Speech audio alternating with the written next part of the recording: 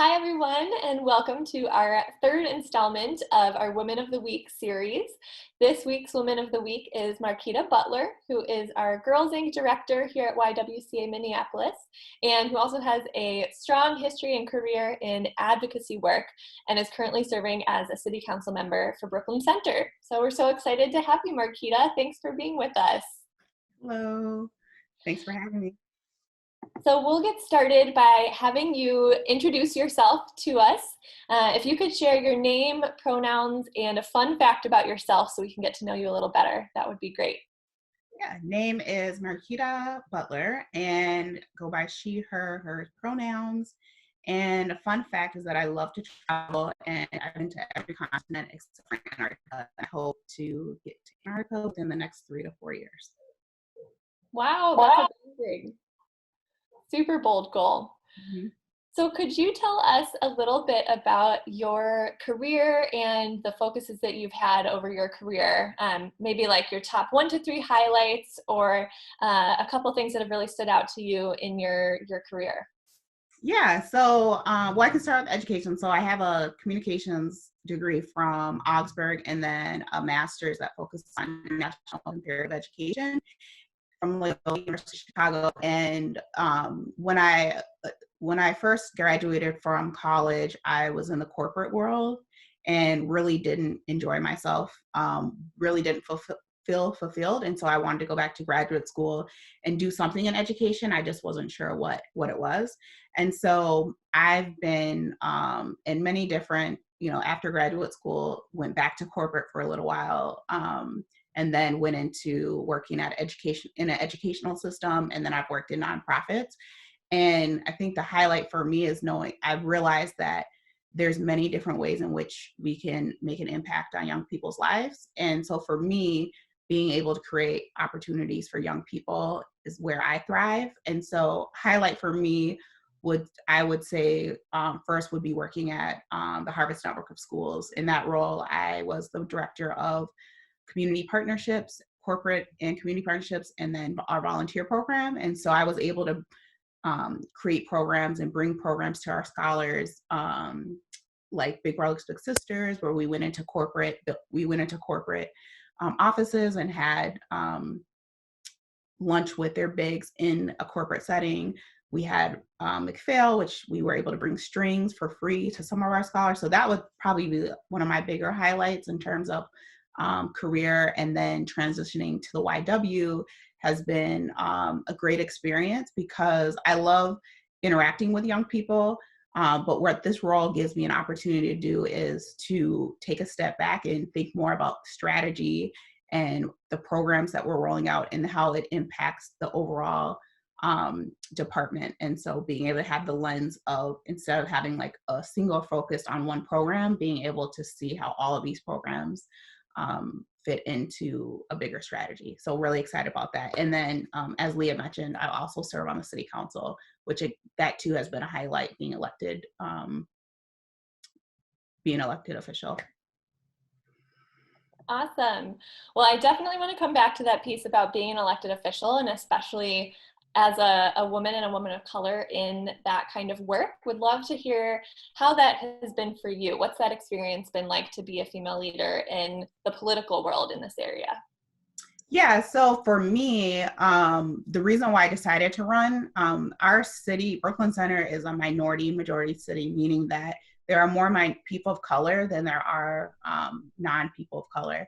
And I think one other city, Brooklyn Park, is a minority majority city, but we're the first and the most diverse, and our leadership did not reflect that at all. It looked very male dominated and all of one race and all of an older age demographic.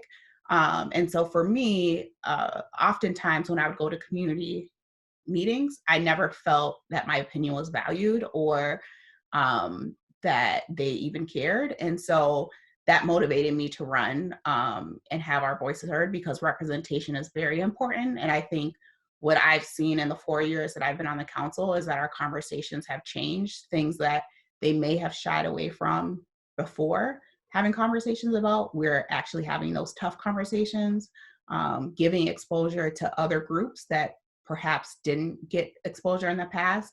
And so just being able to share my perspective as a woman of color, I think has been definitely a value add to the council. And for me, it's just been really exciting to be a part of the shift in our leadership in the city. Mm-hmm. Amazing. Well, we'll come back to the pieces about advocacy in just a bit and do an activity related to that. But wanted to ask you another quick question related to our Girls in Commission of inspiring all girls to be strong, smart, and bold. How are you being strong, smart, and bold right now, especially in these new and strange times? Yeah, so I think there's a lot of different things happening, and everyone, no matter your age or um, man, woman, whatever, like we're all experiencing this pandemic. And so for me, the strong piece is being able, taking care of my mental health, right? So I'm, in addition to being a city leader and being a leader at the YW, I also am a mom. And so ensuring that, you know, my son is taken care of and he's doing okay through this pandemic, as well as of him through distance learning. For me, taking care of my mental health, making sure that I'm okay, I'm taking the time to myself that I need, for me is a strong action, because we all have to make sure we're taking care of ourselves. In terms of smart, I think right now it's very important to listen. And we know that young people are experiencing a lot of different things right now. And so ensuring that they feel supported. And and so I feel like my job as a director is to listen to what the needs of the young people are, and then listen to what other people in our similar field are doing, and then be reactive in that way, and make sure that we're cultivating programs and leading in a way that's going to be beneficial to young people.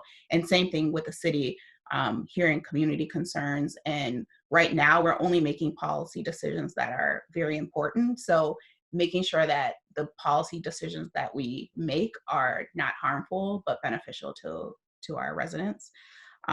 Inside and in terms of bold, I this is my last year for my term, and I have decided to run for reelection. So I'll be launching my reelection campaign within the next month or so. Exciting. And the perfect segue into our next section. So, as you're embarking on this new part of re-election, continuing in the world of advocacy, would love to hear from you with your rich experience in the advocacy world. What is advocacy? How would you define that? And why do you feel that it's important for ourselves and for our communities? Yeah, so to advocate for something is to support a particular cause or issue.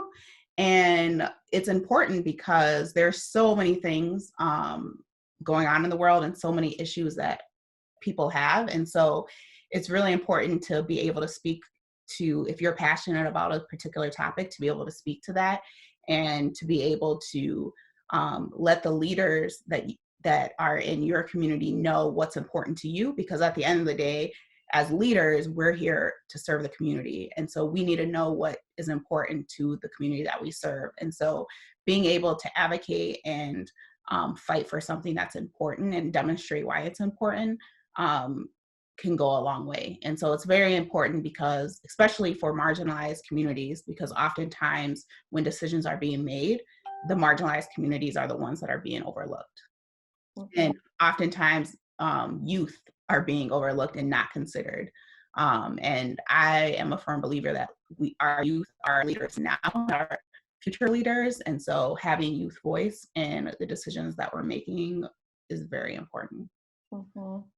That's a great point, and I think something that, as you know, we for sure try to embed in all of our Girls Inc. and Girls and Youth programming here at the YWCA. And so, would love to hear, you know, as our young people are watching this and thinking about the issues they care about and what they may want to advocate for now and in their futures. How did you decide to run for office? How did you get to the point of feeling like this is the way that I'm going to advocate for my community and for the issues I care about? I grew up in Brooklyn Center. I lived in other cities, other states, and in another country. But when I decided to buy my home, I wanted to be here in Brooklyn Center. And so for me, being an active community member was very important.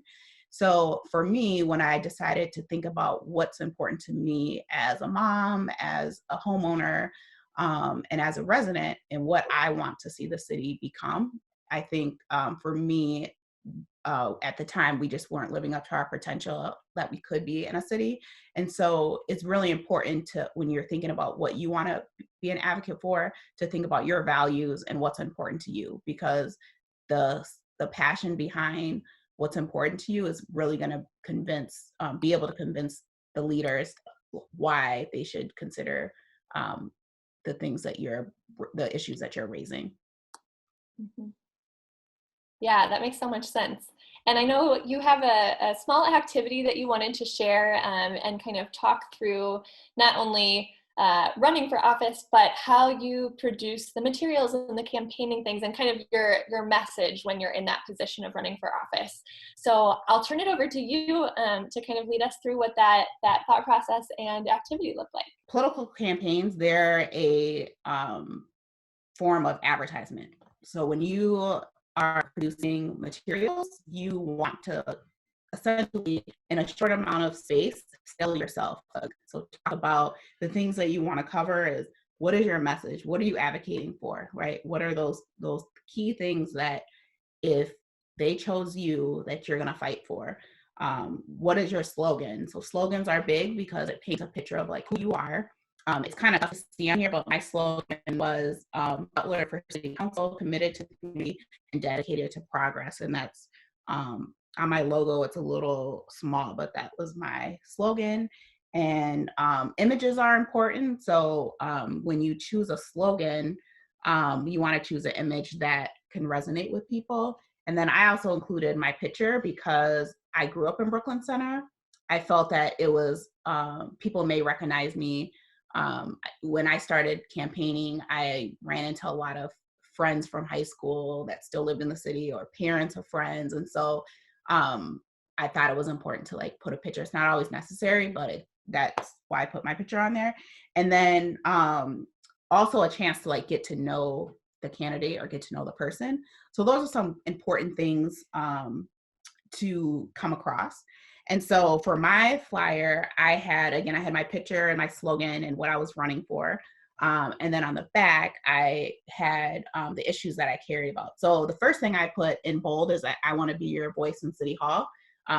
This was chosen because I, again, did not feel like my voice was heard when I would come and speak at community events, and I never wanted anybody else to ever feel that way. And so the public's doesn't always have an opportunity to speak on different issues, but I wanted to be available to speak about anything that somebody wanted to talk about as a leader. So that's why I put that there. And then some of the issues that I put is improving our neighborhoods, promoting and supporting home ownership, working with our schools to raise the standards, eliminating our city vacant lots, providing a business-friendly environment, increasing jobs and livable wages. So it's just a few of the things that were important to me, so that when somebody read this, they would be able to kind of get a snapshot of like, okay, these are the things that she cares about. And then get to know Marquita section was just highlighting that I was raised in Brooklyn Center, and that I graduated from Brooklyn Center High School, and then talked about my college and graduate school experience. And then again, put my logo, reminder of when to vote. And then at the end, I put, I was endorsed by Women Winning, which is a platform that supports women running for elected positions. I didn't seek any other endorsements. The city council race is a nonpartisan election, and I thought it was important to stay nonpartisan, not endorsed by any political party. And then at the very end, I have a contact email and my Facebook. And so there's different ways this was just one media of advertisement. The other things that I did were yard signs. I did a lot of social media. I had a social media Facebook page, and then I did ads on social media. I did not do a website. I think depending on what you're running for, it may be needed. I thought for my race, it wasn't necessary. and then actually going out and talking to people. And then when I would talk to them, I would bring my flyer, which then they'd be able to ask me more questions. And so the questions I have for the girls and young people that might be listening is, what would be important to you? What would you want to see if you just had a small flyer about somebody running for an elected position? Something that's important to you. Do you agree with the things that I've outlined? Are they important? Am I missing something on my flyer that you think should have been there for them to get to know me and get to know what I'm passionate about? And do you think that the slogan that I picked was effective? Do you think that it would resonate with people based on my values and what I wanted to come across? So those are some of the questions that I would pose to any young person watching. And yeah, we'd love to hear from you about what you think. Yeah, thank you, Marquita.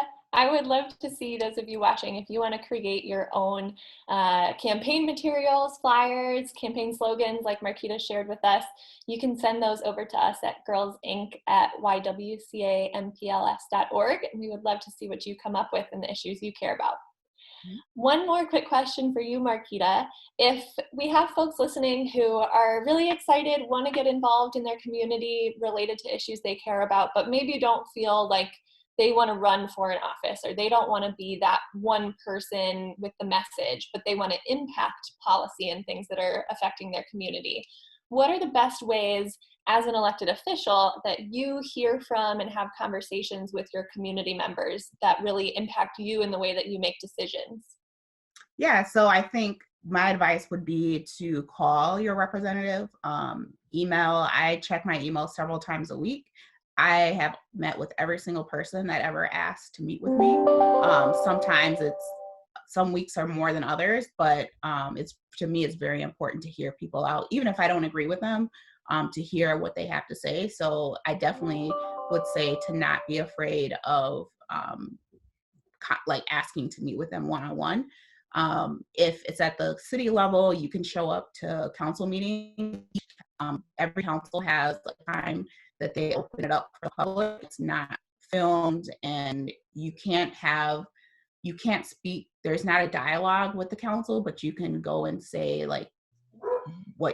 you can go and lay your case for whatever issue you're having or whatever policy you'd like them to explore. There's just not a dialogue. So that happens before every council meeting. It's usually like a 15 or 20-minute time slot to do that.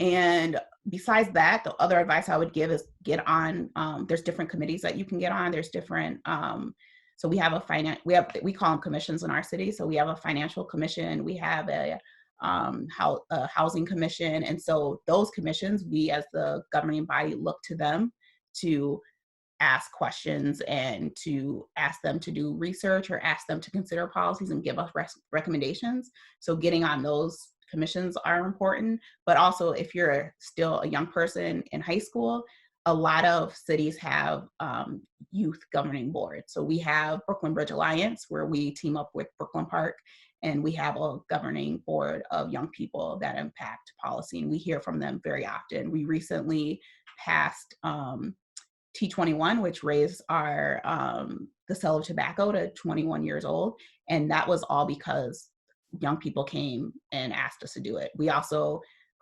took tobacco out of our municipal liquor stores. That was all because young people came and asked us to do it. Literally, they came to a meeting, within 2 months, it was passed. So don't shy away from speaking out to your elected officials and being bold and doing like either one-on-one or going to public forums. Wow, that's awesome. And what an amazing, tangible example of how young people who aren't in office yet have made a really strong impact on city policy and the place that they live for the better. Thanks for sharing that, Marquita. Is there anything else before we wrap up? Any top tips for advocacy or words of advice that you would give to folks watching?